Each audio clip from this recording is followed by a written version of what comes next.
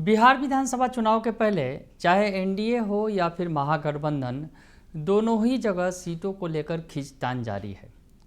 इस बीच आपको एनडीए में सीट शेयरिंग का क्या फार्मूला होगा, ये हम बताने जा रहे हैं। जी हाँ, एनडीए की सीट शेयरिंग का फार्मूला निकलकर सामने आया है। किसे कितनी सीटें मिलेंगी। हालांकि सीटों के लिए खींचतान अभी भी जारी है, दांव पे चल रहे हैं, लेकिन इस बीच जो एनडीए का फार्मूला क्या होगा 2025 के विधानसभा चुनाव में, ये सामने आ गया है। नमस्कार, दर्श न्यूज में आपका स्वागत है। मैं हूं अनुराग। एनडीए की सीट शेयरिंग का फार्मूला क्या होगा। चिराग पासवान अपना अलग दांव चल रहे हैं। चिराग पासवान कह रहे हैं कि वो चुनाव लड़ेंगे। चिराग पासवान कह रहे हैं कि वो सामान्य सीट से चुनाव लड़ेंगे, जैसा कि उनकी पार्टी कह रही है। चिराग पासवान एक्टिव हैं पूरी तरह से बिहार के अंदर। शाहबाद में बड़ा कार्यक्रम भी करने जा रहे हैं। तो ऐसे में चिराग पासवान की एक्टिविटी बढ़ गई है। तमाम अन्य पार्टियों की तरफ से भी पूरा जोर लगाया जा रहा है और तमाम पार्टियां अपने अपने तरीके से जो है अपना जोर आजमाइश में लगी हैं कि कैसे ज़्यादा से ज़्यादा सीटें अपने महागठबंधन में जो है वो अपने हिस्से में लें। तो ये कवायद चल रही है। इस बीच बड़ी खबर निकलकर सामने आई है। सीट शेयरिंग का एक फार्मूला सामने आया है। जी हाँ, सीट शेयरिंग का जो फार्मूला सामने आ रहा है और माना जा रहा है कि ये जो फार्मूला है, इसी फार्मूले पर सीटों की शेयरिंग की जाएगी एनडीए के अंदर। बिहार एनडीए की बात करें, किसे कितनी सीटें मिलेंगी। सबसे पहले आपको बताएं कि लोकसभा चुनाव में जो सीटों का बंटवारा हुआ था, उसमें आपको याद होगा जो बिहार में 40 सीटें हैं, उसमें बीजेपी को 17 और जेडीयू को 16, एलजेपी को 5 और हम और आरएलएम यानी राष्ट्रीय लोक मोर्चा जो है एक एक सीट पर जो है इन्होंने चुनाव लड़ा था। तो सबसे ज़्यादा सीटें बीजेपी की थी, 17 सीट। हालांकि सीट जीतने के मामले में जेडीयू आगे निकल गई। जेडीयू की 16 सीटों में जेडीयू ने 12 सीटों पर जीत हासिल की और बीजेपी ने 17 में 12 की जीत हासिल की। वैसे में स्ट्राइक रेट नीतीश कुमार का बेहतर था, जेडीयू का बेहतर था। और चिराग पासवान ने तो 5 की 5 सीटों जीत ली। 100% उनका स्ट्राइक रेट रहा। और जीतन राम मांझी की भी बात करें तो उन्हें 1 सीट मिली थी, वो खुद जो उन्होंने चुनाव लड़ा था वो जीत गए। लेकिन उपेंद्र कुशवाहा हार गए थे चुनाव। हालांकि इसके पीछे कई सारी वजहें थी। उपेंद्र कुशवाहा ने कई गंभीर आरोप भी लगाए थे एनडीए के नेताओं पर कि उनके खिलाफ साजिश की गई। तो खैर उसके बाद उन्हें राज्यसभा भेज दिया गया था। तो यही कुल जमा आंकड़ा था लोकसभा चुनाव का।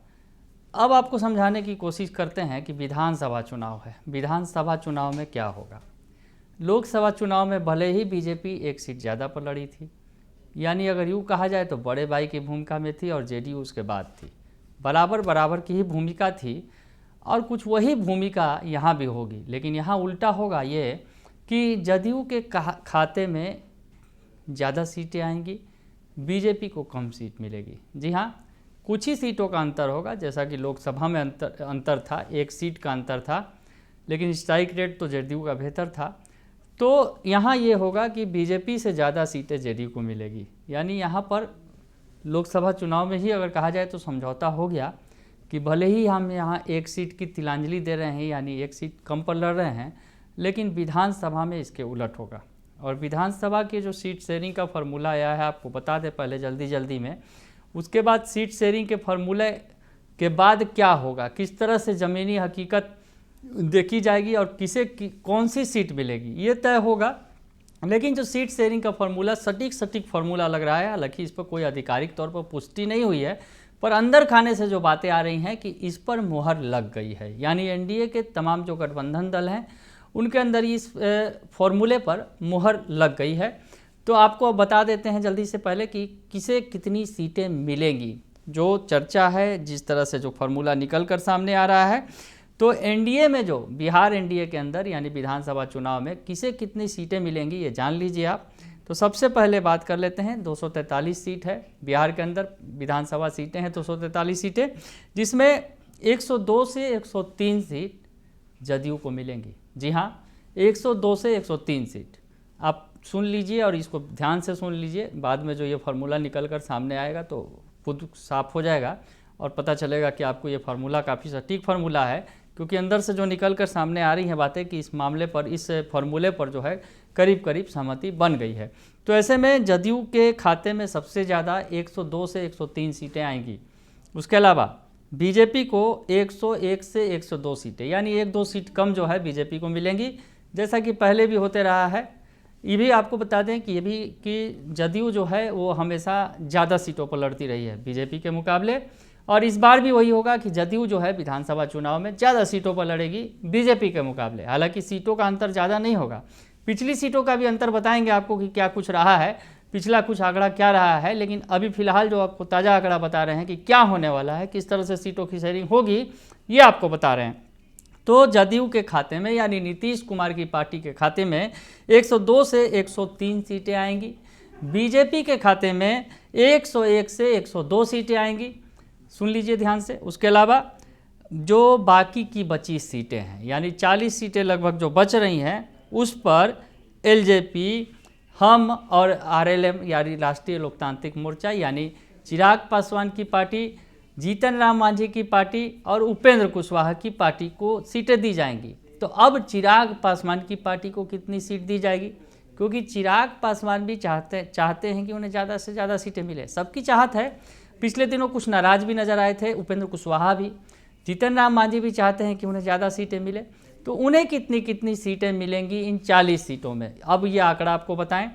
सबसे पहले फिर से बता दें आपको कि जदयू के खाते में 102 से 103 सीट जाएगी, बीजेपी के खाते में 101 से 102 सीट जाएगी।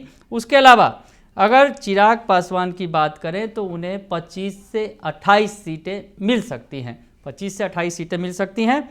और उसके अलावा जीतन राम मांझी की हम को 6 से 7 सीट और राष्ट्रीय लोक मोर्चा यानी उपेंद्र कुशवाहा की पार्टी को 4 से 5 सीटें दी जा सकती हैं। तो ये फॉर्मूला निकलकर सामने आया है। 5 पार्टी है, 5 सीटें, जो 5 पार्टियां मिलकर साथ में लड़ रही हैं बिहार एनडीए की जो घटक दल हैं, उन पांचों के बीच इस तरह सीटों का बंटवारा किया जाएगा। फिर से एक बार आपको बता दें, फिर से पूरी बात बता दें कि जदयू 102 से 103 सीट, बीजेपी 101 से 102 सीट, उसके अलावा चिराग पासवान की एलजेपी 25 से 28 सीट, और हम जो है यानी जीतन राम मांझी की पार्टी उसे 6 से 7 सीट, और राष्ट्रीय लोक मोर्चा को 4 से 5 सीट दी जा सकती है। ये जो फार्मूला निकलकर सामने आ रहा है एनडीए गठबंधन का फार्मूला, अभी महागठबंधन की अगर बात करें तो महागठबंधन में कोई फार्मूला सेट नहीं हुआ है, वहाँ भी सीटों को लेकर खींचतान जारी है,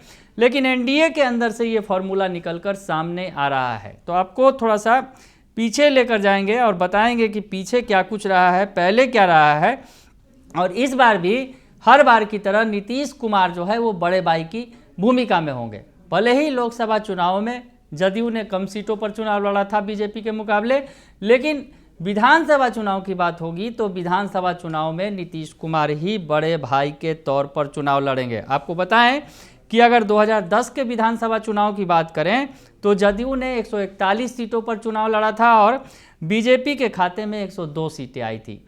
तो ये 2010 की बात है। 2015 में नीतीश कुमार एनडीए से अलग हो गए थे। आरजेडी और जेडीयू ने दोनों बराबर सीटों पर चुनाव लड़ा था। आरजेडी के साथ चले गए थे नीतीश कुमार और वहाँ पर 101 सीट और 101 सीट दोनों पार्टियों को मिला था। और अगर 2020 की बात करें तो नीतीश और बीजेपी फिर साथ आए और नीतीश कुमार की जेडीयू ने 115 सीटों पर चुनाव लड़ा था और बीजेपी ने 110 सीटों पर हाथ आजमाया था। तो ऐसे में हम आपको बताएं कि उस चुनाव में जीतन राम मांझी और मुकेश सहनी भी साथ थे, बाकी सीटें उनमें बांटी गई थी। हम आपको बताएं कि उस समय वीआईपी को 11 सीटें दी गई थी और जीतन राम मांझी की हिंदुस्तानी अवाम मोर्चा को 7 सीटें दी गई थी। चिराग पासवान 2020 के चुनाव में जो बड़ा खेल हो गया था, चिराग पासवान एनडीए से बाहर हो गए थे और एनडीए से बाहर होकर 134 सीटों पर उन्होंने चुनाव लड़ा था। लेकिन उस वक्त जो है सबसे ज़्यादा खेल जो बिगड़ा था वो नीतीश कुमार की पार्टी जदयू का बिगड़ा था और इसके पीछे बीजेपी को भी जिम्मेवार ठहराया गया था। वो लंबी कहानी थी, लेकिन इस बार कहानी जुदा जुदा है। एनडीए के तमाम जो 5 घटक दल हैं वो साथ नज़र आ रहे हैं। हालांकि थोड़ा सा टन मन हो रहा है, यानी थोड़ी बहुत लड़ाई झगड़ा की वाली स्थिति बन रही है। चिराग पासवान चुनाव लड़ेंगे बिहार में, तो इस पर भी जो है चीटाकसी की जा रही है एनडीए के घटक दलों के द्वारा ही। और चिराग पासवान ने इसका जिक्र भी किया है कि किस तरह से जो है उनके घटक दल के ही नेता कह रहे हैं कि इनकी मंशा सही नहीं है, नीतीश कुमार की कुर्सी पर इनकी नज़र है। तमाम बातें हो रही हैं, लेकिन ये तय है कि नीतीश कुमार के नेतृत्व में ही चुनाव लड़ा जाएगा। पीएम मोदी और नीतीश कुमार का ही नाम सबसे आगे होगा और इस पर चुनाव लड़ा जाएगा। तो ये बात हो गई कि कैसे कैसे सीटों का बंटवारा होगा।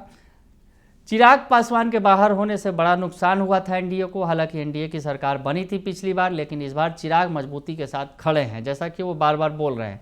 हालांकि वो चुनाव लड़ेंगे बिहार में, जैसा कि ये भी बताया जा रहा है कि चुनाव अगर लड़ेंगे तो वो पार्टी की मजबूती के लिए लड़ेंगे, गठबंधन की मजबूती के लिए लड़ेंगे, पार्टी को ज़्यादा से ज़्यादा सीटें दिला सके, एनडीए को मजबूत कर सके, इसलिए चिराग पासवान चुनाव लड़ेंगे। ये बता रहे हैं वो बार बार, वो सफाई दे रहे हैं, वो साफ कर रहे हैं। हम आपको बताएं कि ये तो बात हो गई कि अब सीटों को बंटवारा हो जाएगा कि जदयू को 102 से 103 सीट, बीजेपी को 101 से 102 सीट, चिराग पासवान को 25 से 28 सीट, जीतन राम मांझी को 6 से जीतन राम मांझी की बात करें तो जीतन राम मांझी को 6 से 7 सीट और आरएलएम यानी उपेंद्र कुशवाहा को 4 से 5 सीटें मिलेंगी। लेकिन अब जो है सीटें मिल जाएंगी, लेकिन सीटों में भी ये रस्साकसी होगी कि आखिर किसे कौन सी सीट मिलेंगी, किसको मनचाही सीट मिलेगी कि नहीं मिलेगी, क्योंकि तमाम फार्मूला जो है वो भी सेट किया गया है कि इस फार्मूले के आधार पर ही सीटों का बंटवारा किया जाएगा। यानी अब जो सीटें दी जाएंगी, ठीक है संख्या बल आ गया कि इतनी इतनी संख्या में इन्हें सीटें दी जाएंगी, लेकिन जो ज़मीनी हकीकत क्या है, किसे कौन सी सीट दी जानी चाहिए, इसका भी पूरा ख्याल रखा जाएगा। जो बातें निकलकर सामने आ रही हैं सूत्रों के हवाले से कह लें, जो खबर आ रही है कि सहयोगी दलों में तो सहमति बन गई है टिकट की ये सीटों की संख्या पर, लेकिन जो ज़मीनी हकीकत का ख्याल इसमें रखा जाएगा। ये बड़ी बात निकलकर सामने आ रही है कि उम्मीदवार तय करते समय दूसरे सहयोगी दलों के उम्मीदवार को की जातीय पृष्ठभूमि का भी ध्यान रखा जाएगा। यानी कि उस सीट पर कौन सी जात की जो किसका वर्चस्व है, किस समाज किस जात का जो है वो रहा है, तो उस आधार पर जो है जातीय समीकरणों को, जातीय पृष्ठभूमि का ध्यान रखा जाएगा और जातीय समीकरणों को साधते हुए ही टिकट दिए जाएंगे। यानी अगर सीट आपको दे दिया गया तो सीट के हिसाब से, सीट के जातीय समीकरण के हिसाब से भी ही वहाँ पर जो है आपको उम्मीदवार उतारना होगा, ये भी शर्त होगी। तो ये कई सारी शर्तें हैं और भी कुछ शर्त आपको बता दें कि टिकट बंटवारे के समय ये ध्यान रखा जाएगा कि अगर एक ज़िले में अलग अलग सहयोगी दलों को टिकट मिलता है तो ऐसा ना हो कि एक ही जाति के कई उम्मीदवार एनडीए से उतार दिए जाएं। यानी अगर एक ज़िले में कई दल लड़ रहे हैं, मसलन कि जदयू भी लड़ रही है, बीजेपी भी है और उसके अलावा चिराग की भी पार्टी है, मांझी की भी पार्टी है, तो ऐसे में सभी एक दल, एक ही जाति जो दल हैं अलग अलग, वो एक ही जाति के उम्मीदवार को ना उतार दें, इसका भी ख्याल रखा जाएगा। यानी ज़िले में अगर सीट मिलेंगे सबको तो उसमें अलग अलग जाति के उम्मीदवारों को उतारा जाएगा और कोशिश यही रहेगी ज़्यादातर कि उसमें अलग अलग जाति के उम्मीदवार उतरे। तो कुछ ऐसे जो है फार्मूला भी सेट किया गया है, जो बातें निकलकर सामने आ रही हैं कि सीट शेयरिंग के अलावे इन बातों का ख्याल रखा जाएगा और उस आधार पर सीटों का बंटवारा होगा। तो एनडीए में सीटों का बंटवारा हो गया है, जैसा कि लगता है अंदर खाने से खबरें आ रही हैं कि सभी दलों में सहमति बन गई है। हालांकि अभी ऊपरी तौर पर कुछ भी निकलकर सामने नहीं आया है, लेकिन ये जो फार्मूला है जिसमें नीतीश कुमार बड़े भाई की ही भूमिका में होंगे, सबसे ज़्यादा सीटें उन्हें ही मिलेगी, उससे थोड़ा कम बीजेपी को मिलेगी, उसके बाद चिराग पासवान का नंबर आएगा, उसके बाद जीतन राम मांझी की पार्टी खड़ी होगी और सबसे आखिरी में अगर यूँ कहें तो उपेंद्र कुशवाहा की पार्टी को सीटें दी जाएंगी। बने रहिए दर्शन न्यूज़ के साथ, तमाम खबरों से आपको अपडेट रखेंगे। फिलहाल के लिए इतना ही, धन्यवाद।